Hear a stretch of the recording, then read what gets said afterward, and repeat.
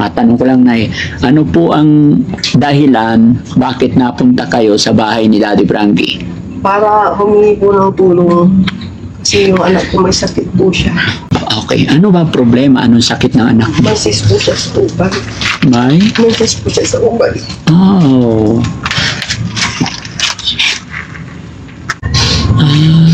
13 anyos pa lang po. 13, anong pangalan niya? April po. April, anak, dito ka? Okay, tabi ka kay mama? Kinumpay namin siya, talagang wala na siyang malay. Okay na lang. Pati ako naiiyak, no? Ganon talaga ang ina. Kung ano yung pinagdadaanan ng anak, kung gaano kasakit yung nararamdaman ng anak, mas doble sakit sa puso't isipan ng magulang. No? Pero Nay, lakasan mo pa ang loob mo. Kung pwede sana, kahit ako na lang. Kabayan, mga kabarangay, panibagong araw, panibagong vlog. At magandang hapon po muli sa inyo. Sana po ay nasa mabuti kayong kalagayan lahat, mga kababayan. Kung ang Team Daddy Frankie naman, awa ng Diyos, okay naman po. Pero sa hapon na ito, mga kababayan, mga nakaraang araw kasi may nagpunta sa bahay. Bagamat hindi namin na-entertain or hindi na-entertain ng aking mga kasamaan dahil madalas wala si Daddy Frankie. At pagdating ko doon, nakikita ko naman yung mga nakalista na mga pangalan at lugar kung nasaan sila.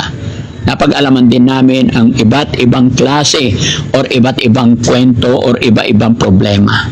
Pero sa araw na ito, mga kababayan, problema naman ni Nanay Virginia Macaranas ang ating uusisahin.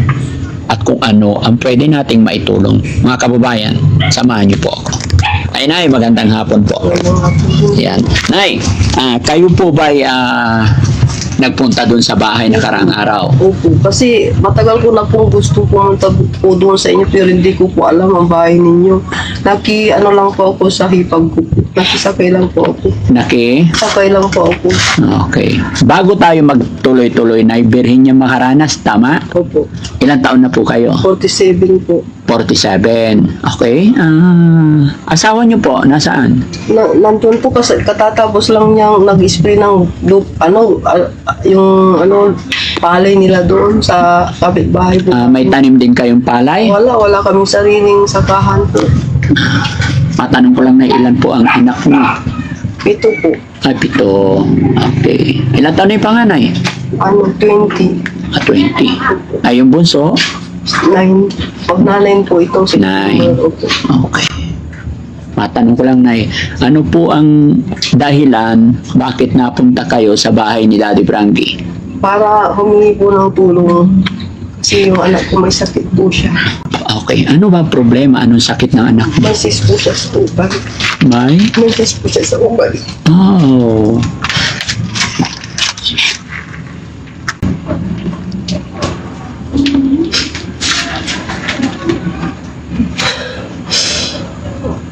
Paano nyo nalaman na may cyst siya sa ovary? Biglaan na lang po kasi nagumpay po siya ng June tapos July. Asa kay itong August gusto na naman i-admit sa fecal po. Ano po bang nararamdaman ng anak niyo?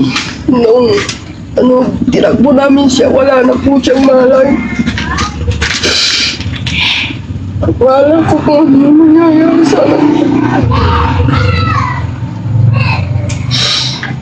Nasaan po yung anak niya? Dito po. Ay, nandyan? Opo. Pwede makita? Na 13 anyos pa lang po. 13, anong pangalan niya? April po. April, anak, dito ka? Okay, tabi ka kay mama?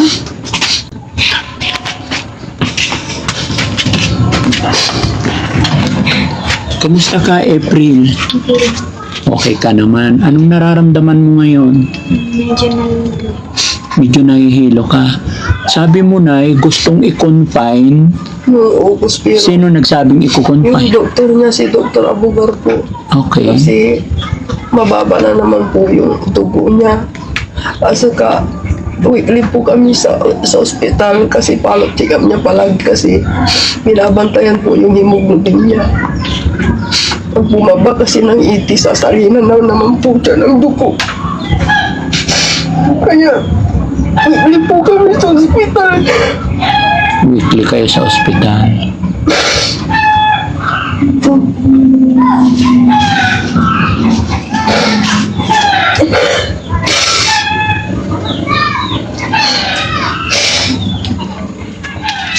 April, okay ka lang?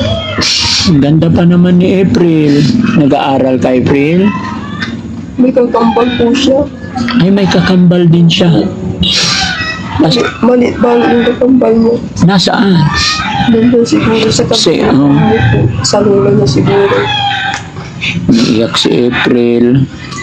Tapos akala namin, nung last na, kinumpay namin siya, talagang wala na siyang malay. Buti na lang may mga kapitbahay na tumulong sa amin.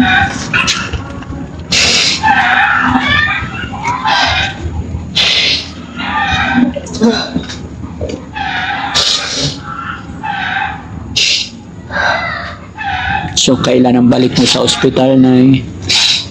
Next week na naman po. Pero ang gusto ng doktor, i-confine na lang. Opo. Bakit hindi nyo confine kaysa Kasi po, kaya niya daw. Sabi niya, Nay, sawa na ako sa ospital. Lagi na lang bonbon, sabi niya.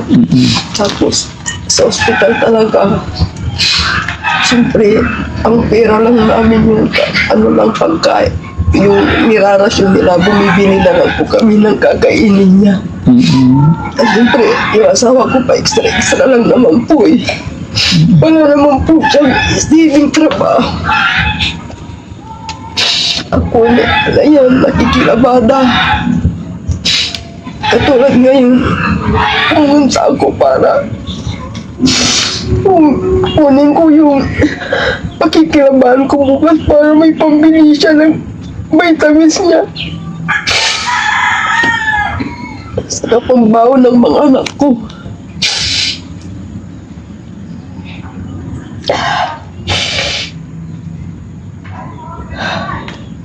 sabihin matagal ng sabi ni April, sabi mo na nagsasawa na si April sa ospital. Opo, kasi siyempre, John, Oo. nandun na naman kami, sabi niya. Kasi dati kasi siya, kumbulsyonin po siya nung bata po siya. Tumigil lang siya, nagkumbulsyon nung 8 years old siya. Nalagpasan na niya yung nalagpasan na niya. pagkukonvulsion Opo. being a baby. Opo. Nawala siya nung 8 years old. Opo. Tapos ngayong 13 years Kaya old, naman po ngayon, ito na naman, may problema na naman sa kanya. Kasi sa lahat ng anak ko, siya lang yung masakit. Masakit niya talaga, sakitin talaga siya. sakitin si April. April, nag-aaral ka ba? Nag-aaral ka? Ano bang gusto mong course? Gusto ko pong mag-interview. Ha? Criminology po. Gusto mong maging criminology. Buti hindi pa siya nakaka-absent sa school niya. Hindi po siya, isang linggo na, mahigit 2 linggo na po siya hindi po papasok po. 2 linggo. Kasi pag-usapan daw namin ng principal, kasi yung principal nila nagalit kasi mayroon silang seminar. Oo. Saka yung teacher niya nakausap ko na kasi binigay ko na yung medical certificate Yes. na kailangan nila para ma-excuse siya. Sabi nila, kung ganyan palagi, kasi siyempre palagi siyang nahihilo, nablabla yung paningin niya. Kaya sabi nila, magmumudyo na lang daw, palagi siyang nahihilo doon. Opo. Minsan nga naglalabang nga ako, tinawagan ako, ay, auntie, yung anak niyo, nahihilo na naman, para akong na naman, tinawag ko yung bayaw ko. Sabi ko, idong, dalihan mo, yung pamangkin mo, nahihilo na naman daw, sabi ko, kaya tumakbo kami sa school. school. Tapos, buti na lang may nagsakay sa kanya na pauwi dito. Ay natakot na naman ako. Hindi ako makalis-alis dito sa bahay dahil kaya na gusto ko maghanap buhay palagi. Hindi ako pwede makalis-alis kasi ito nga binabantayan ko po siya. Sa bagay, tama naman yung suggest siguro or tama yung gustong mangyari ng principal tsaka teacher niya. mag-module muna kaysa naman pag nasa school ay hindi natin alam kung nahilo bigla, natumba, Opo, yun nga po. walang mag-aalaga, mag-a-assist sa kanya, baka mas mapapahamak, no? So, kasi ito, sasabihin ko sa inyo, talagang masipag talagang mag-aaral siya. Mm-mm. Alas 6 ng umaga, nandyan na yan, na dala-dala niya yung susi ng nila, yung kwarto nila sa school. Oo. Siya yung pinaghahawak ng teacher niya, kasi palagi siyang, pumapasok pag pina-absent mo yan, kaya na wala siyang baon, pumapasok po siya. Ay, wala po siyang baon, talaga pumapasok siya.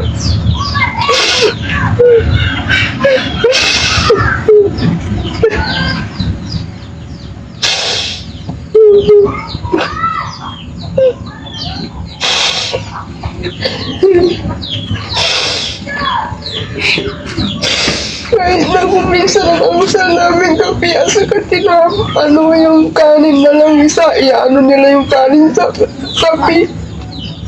Basta makapasok lang siya. Kaya sabi ng mga kapitbahay namin, buti pa nga yung mga anak mo kahit na daw kumapasok yung mga anak ko kahit na wala silang baon kung minsan. Sabi ko, kasi wala naman kaming may bibigay na walang pang-aaral lang nila eh. Kaya yung pangalawa kong anak, nagsisipag mag-aaral kasi gusto niya makatulong sa amin pag nagkapag-graduate daw po siya.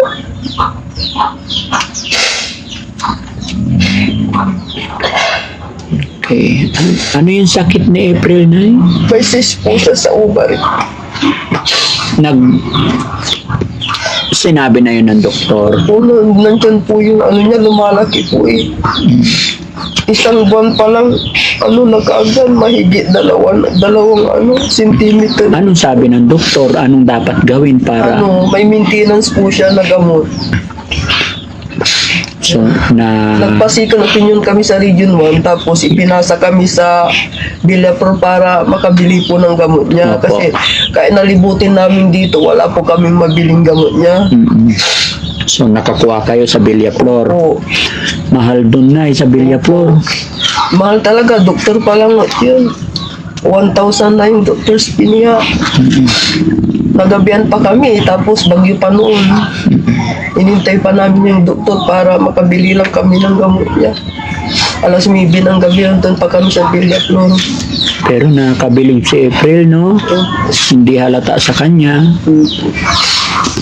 Pero nay, no? Nabilib ako kay April kasi sa ganyang karamdaman niya, parang napaka-strong niya. Kasi, Mormon po kami. Ah, okay. Opo, lagi kami nagsisimba. Okay. So, April, laban lang ha. Huwag kang mawala ng pag-asa. Napakabata mo pa eh, 13 years old. Pagsubok lang yan. Lagi mong iisipin yung payo ni nanay at tatay, mga kapatid mo. Mahal na mahal ka nila, tsaka maliit na problema lang yan. Marami tayong pwedeng lapitan sa mga problema natin, lalong-lalo na sa ating congressman, Baby Rachel Arenas, di ba? Makakatulong sila. Tapos try natin lumapit sa Malasakit Center. No? April, ano naman siyempre, na alam mo rin, naririnig mo rin yung sinasabi ng doktor about sa sakit mo.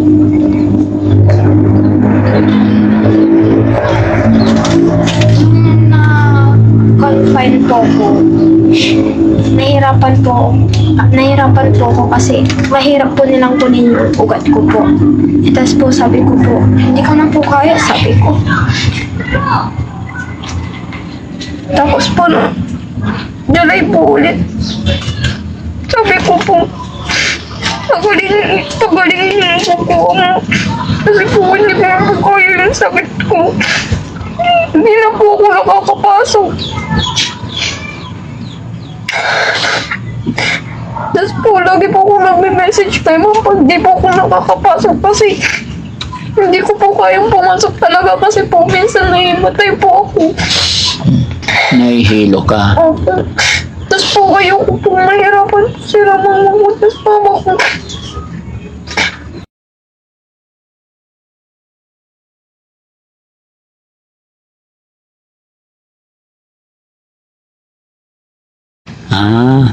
Pagka nahihilo ka, ititext mo si teacher na hindi ka makapasok. Opo. Sabi mo, ayaw mo nahihirapan si mama at papa. Bakit? Nakikita mo bang nahihirapan sila? Opo. Kasi po sa tuwing nag-aalaga po sila sa akin sa ospital, nakikita ko po yung paghihirap po nila. Tapos po pag minsan po kasi pag tinuturukan po ko ng swero po, minsan lumalarang po tapos ililipat po ulit sa kahit saan po. Basta po may po nila. Oo, basta mahanap nila yung maganda ugat. Opo. Pero mahirap po talaga kaya palipat-lipat po sila.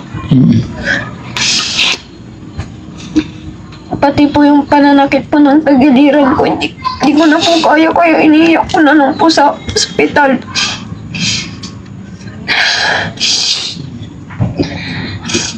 Tapos po nung first po na na-confine po ko nung June, sabi po nung doktor na kailangan ko daw pong i-confine kasi po na po talaga ako, wait na po yung bibig ko po. Tapos po, nung umuwi po sila kasi nila tita ko po doon, tapos naiwan po ko sa Bicol. Tapos po tinawagan ko po sila na kailangan daw po akong i-confine. Tapos nung natawagan ko na po sila, bigla po silang bumalik doon. Tapos umuwi po kami saglit, tapos kumuha po ng gamit. Tapos po nandiyan na din po yung sinanay, tapos in-confine na po ako. Okay. Alam mo, April, maaaring pagsubok lang yan, no? Huwag kang mag-alala kung nahihirapan si nanay o tatay. Although natural lang yun na mag-alala ka bilang anak. Pero alam naman ni nanay at saka si tatay na yung pinagdaraanan mo o yung sakit mo is hindi mo rin ginusto, no? Basta ang importante, maging matatag ka, labanan mo yung sakit mo. No? Walang magulang na pababayaan ng anak, lalo na sa sitwasyon mo. Di ba, Nay? Yun nga lang, ang problema, ang mahirap sa sitwasyon ng nanay at tatay mo, ay mahirap lang tayo. No? Kaya ang kailangan, magpipray tayo kay God, magpapakatatag. Huh? Yun nga, yung sinabi ko, kailangan, Nay, lumapit tayo sa mga government official natin. Huwag tayong kumbaga magpursige tayo na lumapit. Although, bilib din ako sa inyo dahil sinabi nyo, kahit di nyo alam yung bahay ko, pinuntahan nyo po ako. Kasi nung July ba yun, first week, sabi ko, kaya dahil lagi akong nakikipanood lang po sa yung kapitbahay po namin kasi wala po akong cellphone na touchscreen. Lang po ako, yung keypad lang po ako. Kung nakikita ko pa palagi, sabi ko, sana ako rin matulungan din ako ni Dati Frankie.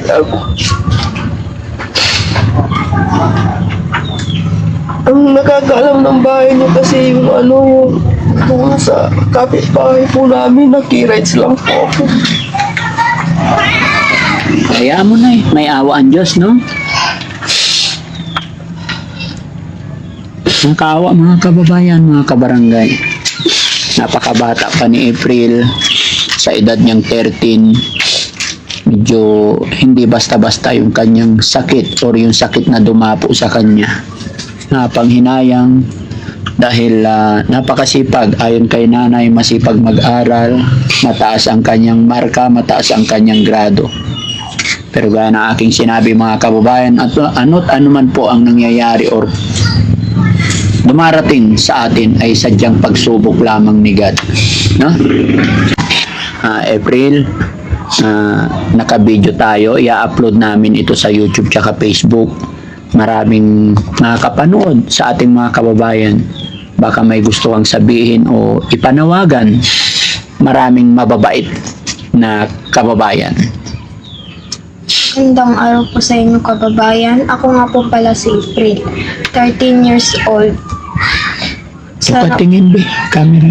Sige, sana tuloy na. po matulungan niyo po kami sa problema po namin kababayan. At sana po matustusan niyo po yung pangangailangan po namin sa pambili po ng gamot. Nagpapasalamat din po ako sa ama natin na sa langit. Kasi sa pang-araw-araw, minsan binibigyan ng blessing, pero minsan hindi nasaswertihan. Hindi ko din po inaasahan tong sakit ko po na may cyst po sa ovary. Kaya po sana matulungan niyo po kami sa pambili po ng gamot. Yun lang po mga kababayan. Maraming salamat po. Okay. Si nanay naman, si nanay iyak ng iyak. Pati ako naiiyak, no? Ganon talaga ang ina. Kung ano yung pinagdadaanan ng anak, kung gaano kasakit yung nararamdaman ng anak, mas doble sakit sa puso't isipan ng magulang. No? Pero nay, lakasan mo pa ang loob mo. Kung pwede sana, kahit ako na lang. Mm-mm. Kasi pag nakikita ko ang anak ko na ganyan, parang ako yung din, nadudulog ng puso ko pag nakikita ko ang anak kong ganyan. Pag sinasabi niyang sumasakit ang tiyan niya, sabi ko, ano na naman yan, sumasakit na naman. Na hindi ko na kaya, sabi ko, kaya mo yan, Kasi, alam kong hindi tayo pababayaan ni Himan Pada, sabi ko. Yes, tama nay. Huwag kang panghinaan nay. Pakita mong malakas ka para sa inyong anak. Napakabata pa niya. Napakaganda ng inyong anak. No? Marami pa po siyang pangarap sa buhay. Kaya sabi ko, Ama, tulungan niyo po kami.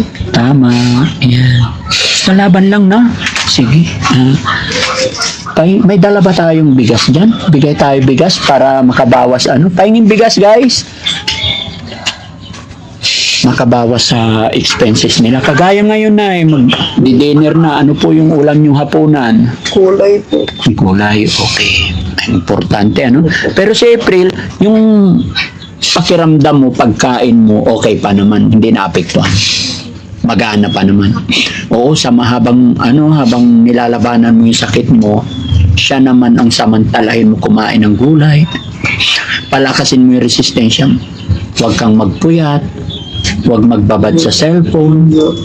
No? Wala naman po siyang cellphone. Wala kang cellphone. Wala po. Pinahiram po siya ng sa school ng yung tablet.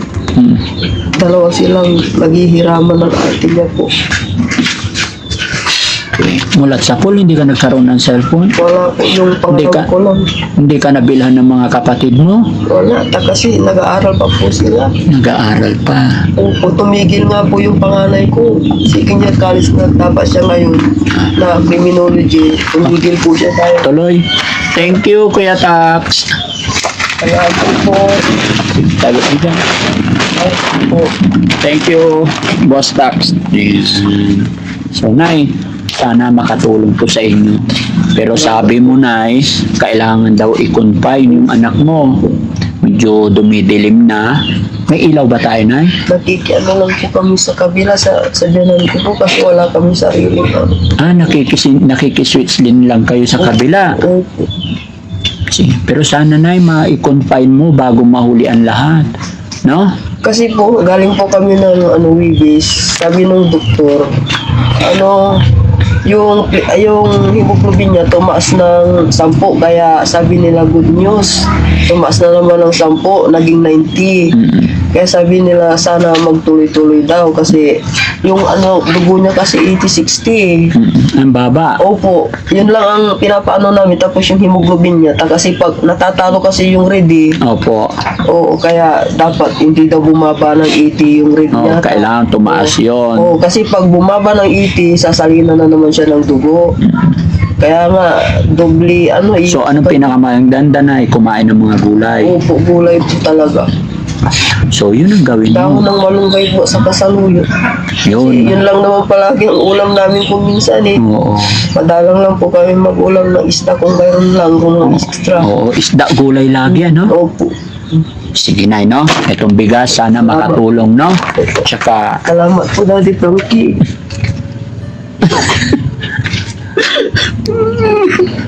Salamat sa Diyos. Nagpapasyar kayo sa amin. Sabi ko na sa Lagunan na sa Lazaro, napuntan kami ni Daddy Frankie. Sabi mo, salamat Lord. salamat sa Panginoon talaga. Huh? Kanina nagsimba kami, sabi ko dun sa hipag ko, sana makapunta dito si Daddy Frankie, sabi ko. Nagkatotoo naman. Sige, Nay. Hindi tayo pababayaan ni God, no? Laban lang. Sige, Nay. Bukod sa bigas, para mapakonfine mo yung anak mo, bibigyan ko kayo ng pampakonfine, ha?